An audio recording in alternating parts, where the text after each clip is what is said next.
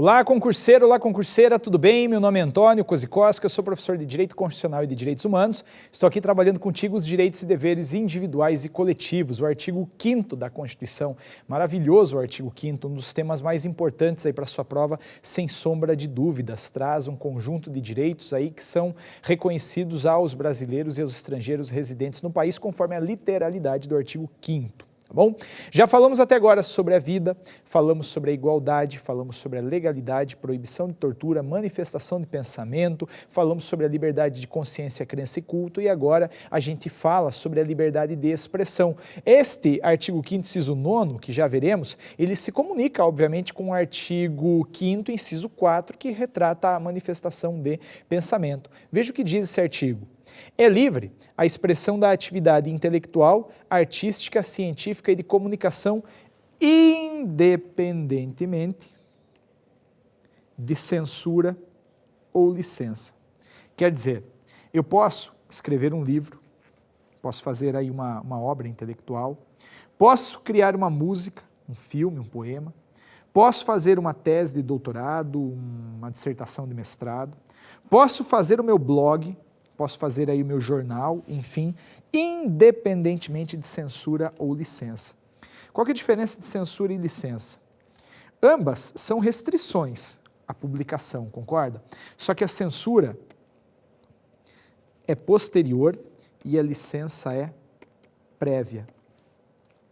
A censura acontece depois de eu ter feito a música, por exemplo, eu faço a música e aí o poder público vem e censura, tira aquilo de cena. Era muito comum na época da ditadura militar, a ditadura, se deixasse passar uma música, depois se tocava de que aquilo trazia uma mensagem contrária aos ideais da revolução deles, obviamente, e ela tirava aquela música. A licença é um ato prévio, concorda? Também era muito utilizada na ditadura militar. Antes de publicar, o artista deveria submeter aquilo a um conselho, enfim, lá do poder público que dizia se aquilo podia ou não entrar. Isso não existe mais, isso não acontece mais no Brasil, porque a expressão intelectual, artística, científica e de comunicação acontece de maneira independente de censura ou licença. É independente, não esquece, hein? Às vezes, pessoal, a prova, ela coloca isso e você vê assim, putz, vê ali intelectual, artigo científico, já acha que está resolvido e marca a questão e depois você toca que ao invés de independentemente estava escrito dependentemente. Atenção, não é assim, tá bom? É independentemente de censura ou licença. Além desse dispositivo que estabelece, aliás, só assim num aprofundamento, correndo até o risco aí de sair um pouquinho do seu edital, dá uma olhadinha no 220, parágrafo 2º, e veja que, de fato, não pode haver nenhum tipo de censura de natureza ideológica, política, nenhuma, não pode. A gente tem que deixar as pessoas se manifestarem livremente. O 10 é muito importante, ele vai abrir uma proteção que vai se estender por alguns outros incisos. A intimidade.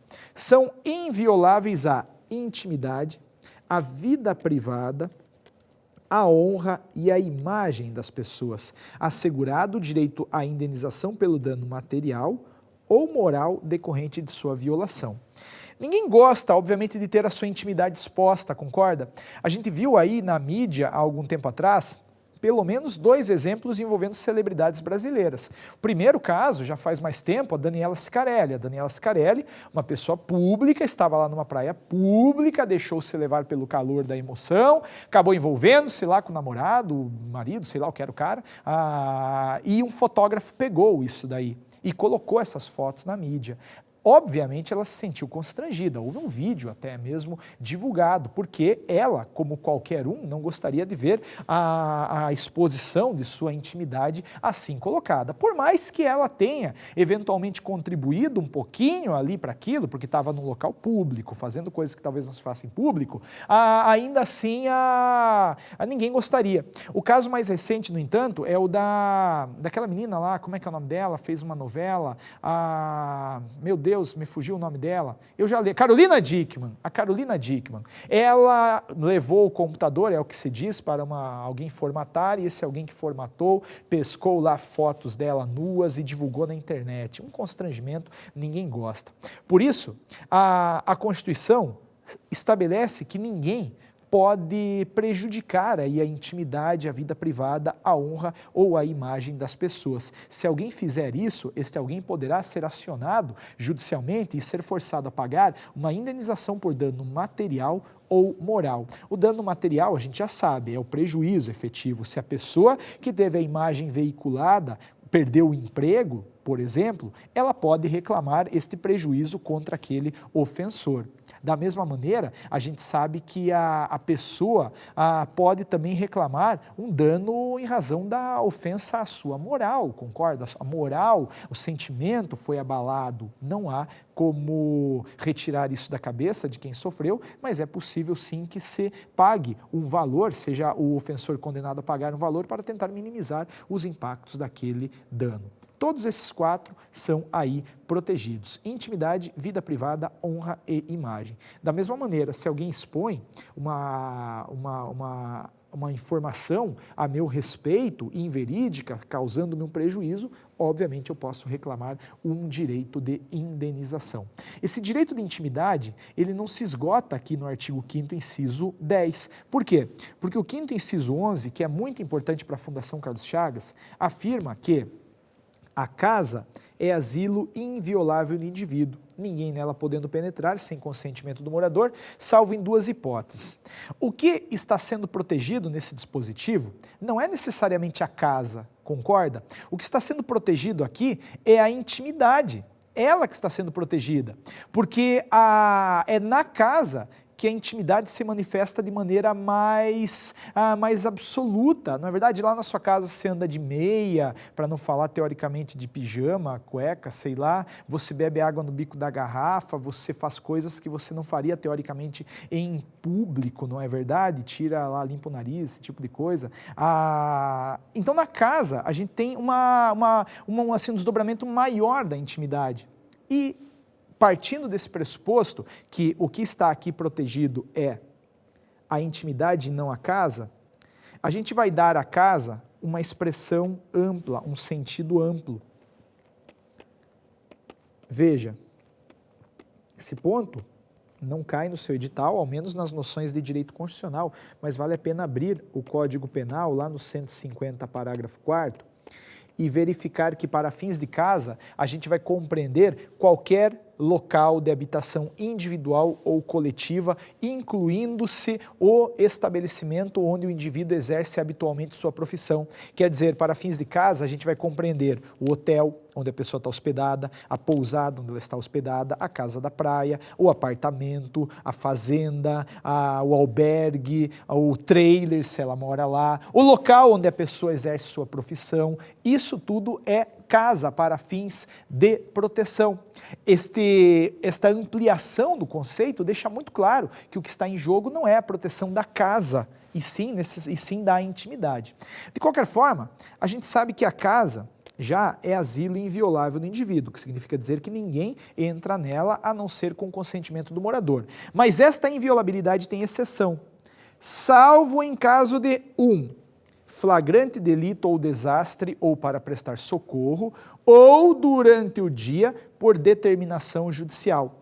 Quer dizer, começando pela segunda, durante o dia, o juiz pode mandar alguém entrar na sua casa para pegar o computador, onde está a prova de um ilícito, para sequestrar lá algum bem, mas sempre durante o dia. A prisão, mandado de prisão, vai entrar lá na tua casa para te pegar durante o dia, não necessariamente durante a noite. Não à noite. Antônio, o que é dia? Relaxe, não se preocupe, porque a Fundação não explora o dia, até porque a jurisprudência e a doutrina é absolutamente discrepante.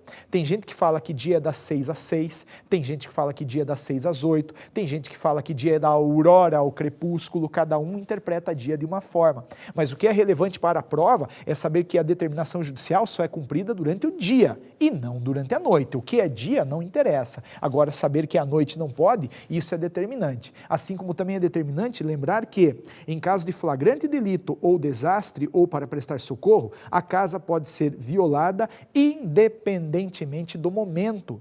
Note, flagrante delito, desastre ou socorro, qualquer um pode entrar na casa de outrem a qualquer tempo.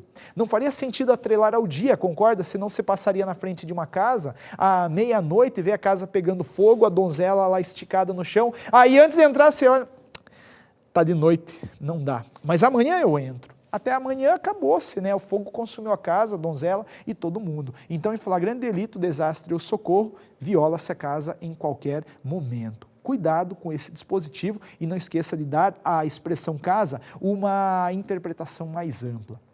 Mas ainda falando de intimidade, vem o quinto, inciso 12, e afirma que é inviolável o sigilo da 1.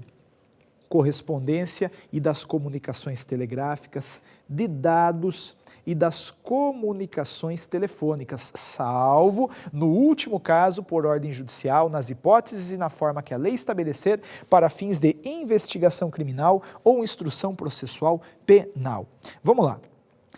Primeiramente, a correspondência é inviolável porque ela é, sim, um desdobramento da minha intimidade. Quando eu pego lá uma cartinha e mando para minha namorada, eu coloco ali na ponta da caneta todo o meu amor por ela, faço versos, faço corações, cupidos, perfumo a carta e me exponho. Então eu não quero que isso caia nas mãos de uma outra pessoa, concorda? Ninguém se sentiria à vontade. Então a carta é uma expressão da intimidade, por isso que ela é inviolável. E não é só a carta de amor que é a expressão da intimidade. Também chega na tua casa uma carta de cobrança, é óbvio que isso só diz respeito a você. Outro não pode ter acesso a esta correspondência sob pena de violar a sua intimidade. Além disso, a comunicação telegráfica. Se você mandar um telegrama para alguém, esse telegrama é inviolável, ele não pode ser aberto por outro. Você fala, Antônio, mas quem é que manda telegrama hoje? Hoje talvez ninguém mande, mas em 88, quando a Constituição foi feita, não havia e-mail. A forma rápida de comunicação era o telegrama ou, eventualmente, um telefonema. Este telegrama era protegido porque se tratava ali também de uma expressão da intimidade da pessoa. Depois, cuidado, os dados são protegidos, mas Antônio, que dado? Dado bancário, dado fiscal e dado telefônico. A minha movimentação financeira interessa a mim apenas e a ninguém mais. Meus dados de imposto de renda são só meus, também não interessam a ninguém. E aqui, cuidado. A minha comunicação, aliás, os meus dados telefônicos, presta atenção, os meus dados telefônicos também são só meus. Mas que são os dados telefônicos? Os dados telefônicos são o registro da ligação feita, recebida, o tempo da ligação, para quem eu mandei lá o torpedinho, esse tipo de coisa. Esses são dados telefônicos e são meus, são invioláveis. Não confunda esse dado telefônico aí mencionado com a comunicação telefônica mencionada no quarto item aí. Antônio, o que é comunicação telefônica? A comunicação telefônica é a conversa. E na medida em que a Constituição veio dizendo que ela, comunicação telefônica, é inviolável, ela, como regra, proibiu o chamado grampo. Proibiu a chamada interceptação telefônica, proibiu que alguém, sem o conhecimento de um dos interlocutores, grave a conversa desses dois interlocutores. Eis a dinâmica, não confunda comunicação telefônica com dado telefônico. Isso vai ser importante, daqui a pouquinho você já vai ver por quê. O dado telefônico é uma coisa, a comunicação telefônica é outra. Eu queria que você lesse o dispositivo em sua literalidade e pensasse que correspondência, telegráfico, comunicação de dados e telefônica são invioláveis, salvo no último caso, ou seja, tem uma exceção aqui, no último caso, por ordem judicial, nas hipóteses e na forma que a lei estabelecer para fins de investigação criminal ou instrução processual penal. Quer dizer, então, que a comunicação telefônica pode ser excepcionada se houver uma determinação judicial mandando fazer o grampo numa circunstância criminal apenas.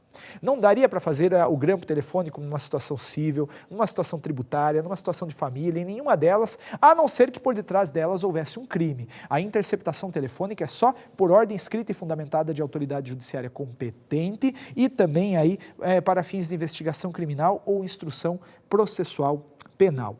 Só que essa é a literalidade do dispositivo e você deve estar preparado para resolver questões de literalidade. Contudo, esse dispositivo ele é muito questionado na jurisprudência, ele é muito festejado, há muitos artigos, o próprio Alexandre de Moraes, que é o autor que influencia diretamente a banca em matéria de direito constitucional, aborda esse tema de maneira detalhada. Então a gente tem que prestar atenção numa coisa.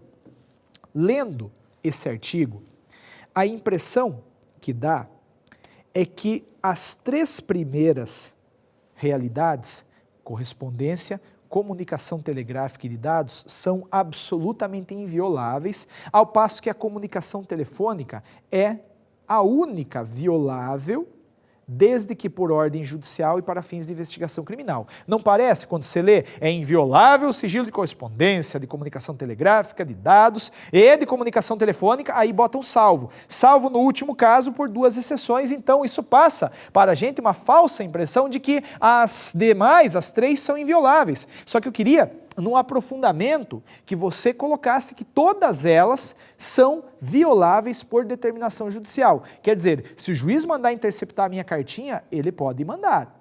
Se o juiz mandar interceptar o meu telegrama, ele pode fazer. Se o juiz mandar interceptar ou, enfim, quebrar os meus dados bancários, fiscais e telefônicos, ele está absolutamente autorizado a fazê-lo. Agora, em matéria de comunicação telefônica, o único meio de excepcioná-la é determinação judicial com um plus, que é o quê? Para fins de investigação criminal ou instrução processual penal.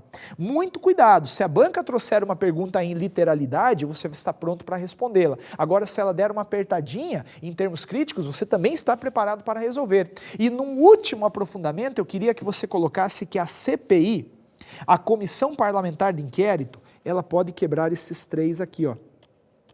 Mas a CPI não pode quebrar o sigilo de comunicação telefônica.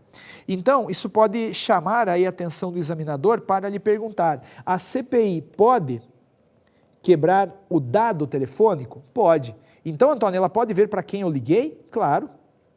Agora, ela pode determinar um grampo? Não, não pode, porque quem pode determinar o grampo é o juiz, ordem judicial, desde que seja aí para fins de investigação criminal ou instrução processual penal.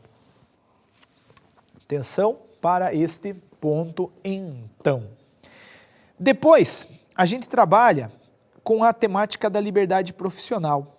Eu te pergunto, antes de ler esse 13, é livre o trabalho, ofício ou a profissão? Se fosse livre, você podia estar vendo Sessão da Tarde agora, ou sei lá que hora você está vendo, Corujão, não sei que hora você está vendo. Não é livre, como a gente pensa que é. A Constituição, no artigo 5º, inciso 13, afirma categoricamente, veja lá, é livre o exercício de qualquer trabalho, ofício ou profissão, vírgula, atendidas as qualificações profissionais que a lei estabelecer. Atendidas as qualificações profissionais que a lei estabelecer. Quer dizer, a lei pode restringir o direito de exercício de uma determinada profissão. E você está sendo restringido no exercício de uma determinada profissão por uma lei que instituiu o concurso público. Concorda? Não fosse essa lei, você chegava lá no INSS, falou lá, tudo bem, eu quero trabalhar, onde é que eu sento? Não é verdade? Mas não é assim que funciona. Você tem que passar por um concurso público. O exemplo clássico, no entanto, talvez seja a OAB. A OAB, que tem uma visibilidade aí nacional, ela estabeleceu o exame, concorda? Tem lá o exame de ordem. A gente sabe que só pode exercer a advocacia após ter cursado uma universidade, uma faculdade de direito e ter sido aprovado no exame de ordem. Então não é livre o trabalho, o ofício ou a profissão. Somente a lei pode restringir e somente a lei é a que pode restringir, tá bom? Apenas destaque aí que a profissão de jornalista,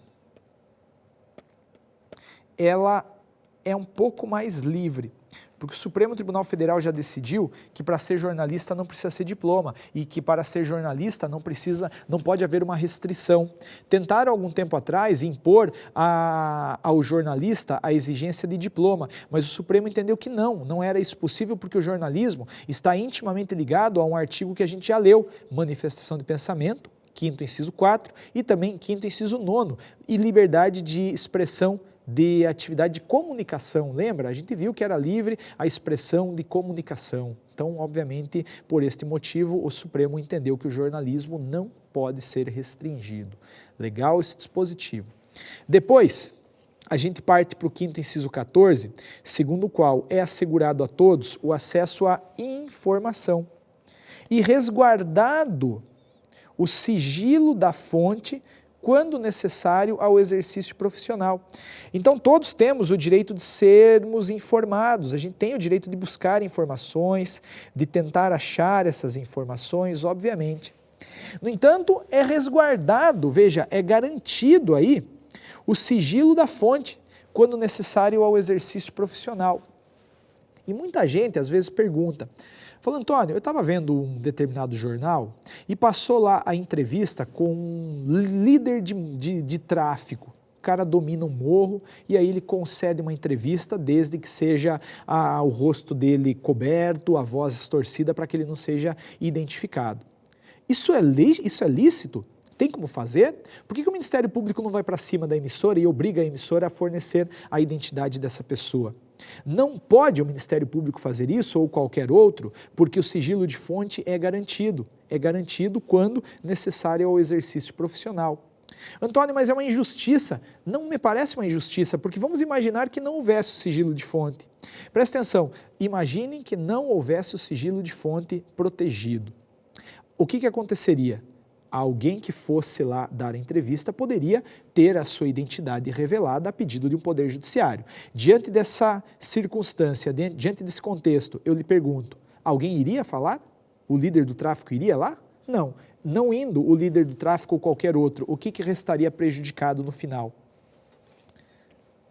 A própria informação. Concorda?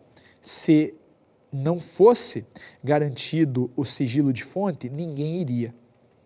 E ninguém indo, a própria informação ficaria prejudicada. Atenção para esta liberdade de informação, que está desdobrada também no artigo 5º, inciso 33, e esse é muito importante. O 33 fala que todos têm direito a receber dos órgãos públicos informações de seu interesse particular ou de interesse coletivo ou geral, que serão prestadas no prazo da lei, sob pena de responsabilidade, ressalvadas aquelas cujo sigilo seja imprescindível à segurança da sociedade e do Estado. Isso significa que eu posso perfeitamente ir ao poder público e solicitar uma informação. De repente eu acho que meu nome está lá no banco de dados, eu posso chegar lá e falar, escuta, eu quero ver, me dá aí, é de meu interesse particular.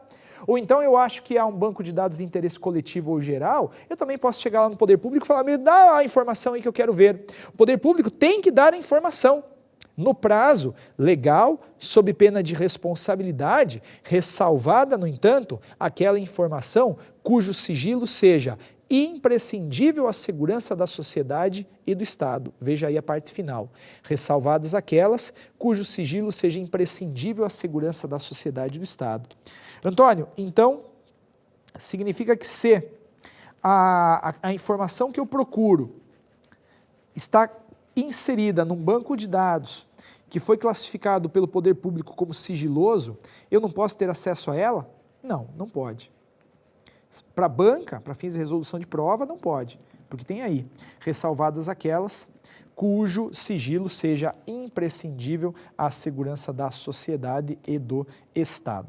Certo? Atenção para esse ponto, muito interessante, a liberdade de informação. E lembre-se também que se a informação for desrespeitada, se o direito de informação for desrespeitado, o prejudicado pode impetrar um habeas data, que é um remédio constitucional posto lá no artigo 5º, inciso 72, será visto aí daqui a alguns encontros, mas já atrele habeas data à informação, porque data vem de dados, dados dizem respeito, obviamente, a informações.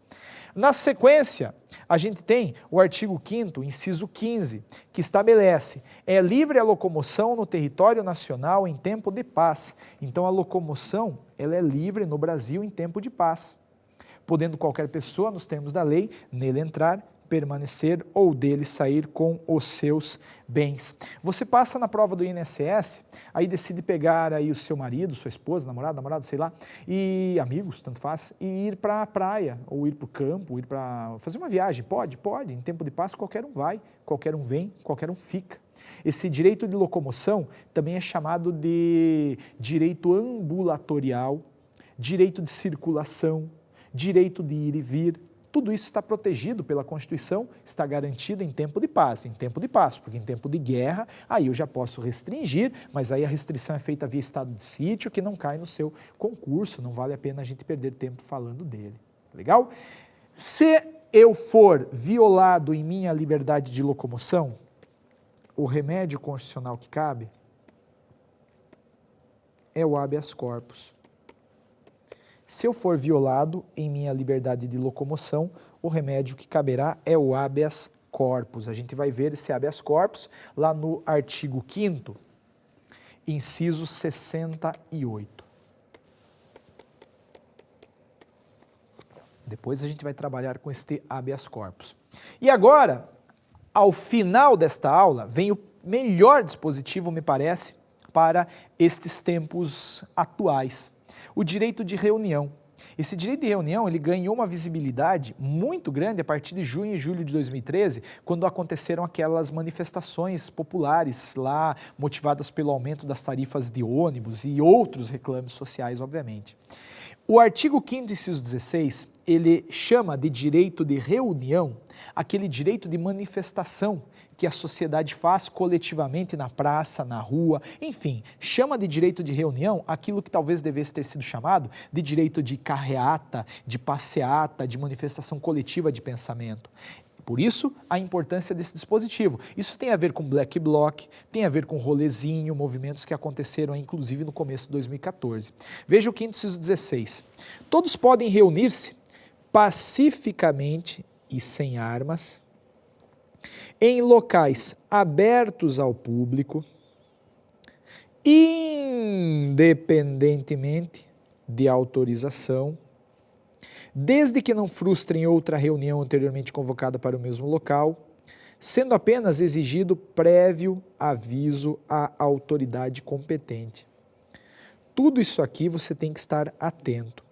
Primeiramente, então, a liberdade de reunião, essa liberdade que temos aí de nos reunir com pessoas que compartilham o mesmo ideal, na praça, reivindicando melhoria, reivindicando mudança, pode ser exercido se for ela reunião pacífica e sem armas. Antônio, é redundância. Não, não é redundância, porque se fosse só pacífico, teoricamente estariam os manifestantes autorizados a portar armas. E, portando armas, poderia se desencadear um problema, porque aquilo que começa pacífico não termina pacífico necessariamente. Imaginem que um determinado movimento está lá marchando contra a violência policial. E aí encontra em sentido contrário um grupo de policiais manifestando-se contra as precárias condições de trabalho. Vai dar embate. Vai dar choque. Havendo armas, o negócio descamba para a guerra. Então tem que ser caráter pacífico e sem armas, tá bom? Ainda, não esqueça, em local aberto ao público, não é? Porque, como eu te falei, esta é uma manifestação aí coletiva de pensamento, local aberto ao público, independe de autorização, o que me permite dizer que eu não preciso pedir autorização para o poder público para fazer. Eu não preciso, eu quero fazer uma manifestação aí contrária aos baixos salários pagos ao professor. Eu não preciso pedir autorização ao poder público, mesmo que ele seja um diretamente interessado. Apesar, no entanto, de eu não precisar de autorização, é recomendável recomendável não, né? É segundo a Constituição exigido o aviso prévio à autoridade competente. E faz total sentido, porque se você pensar naquela marcha do orgulho gay em São Paulo, tem 400, 500 mil participantes. Eles têm, obviamente, todo o direito de se manifestar, independentemente de autorização, mas eles devem comunicar, assim como qualquer outro movimento deveria comunicar. Tudo para quê? Para que o poder público consiga se mobilizar para ir até o local e garantir segurança, organizar o trânsito, esse tipo de coisa. E esta reunião, obviamente, ela não pode frustrar outra anteriormente convocada para o mesmo local. Ela não pode frustrar outra anteriormente convocada para o mesmo local. Quer dizer, se os torcedores de um time comunicaram ao poder público dizendo que vão se reunir no dia X na Praça Y, caso os torcedores do time rival informem que querem fazer no mesmo dia X, Praça Y, a sua manifestação, esta segunda poderá ser proibida, porque se ela for autorizada, ela acabará frustrando a primeira. E, por fim, não esquece, tá, que a marcha da maconha é sim legítima, é lícita, não tem apologia. Se eu posso ir para as ruas dizer que quero penas mais graves para quem usa, eu posso ir para as ruas pedir para liberar para quem usa. Isso faz parte da democracia. O Supremo Tribunal Federal já entendeu que a marcha da maconha é sim constitucional. Acabando nossa aula com o pensamento que aprova. Acredite que você pode. Assim você já está no meio do caminho. Esse cara foi presidente dos Estados Unidos. É alguém aí com propriedade para nos recomendar um otimismo. Se você acha que pode, você já está no meio do caminho. Você já está no meio do caminho. A outra metade, deixa com a gente, você vai assimilar o conteúdo e você vai passar. Meu amigo, minha amiga, obrigado pela paciência. Um grande abraço, nos vemos lá no 5º encontro.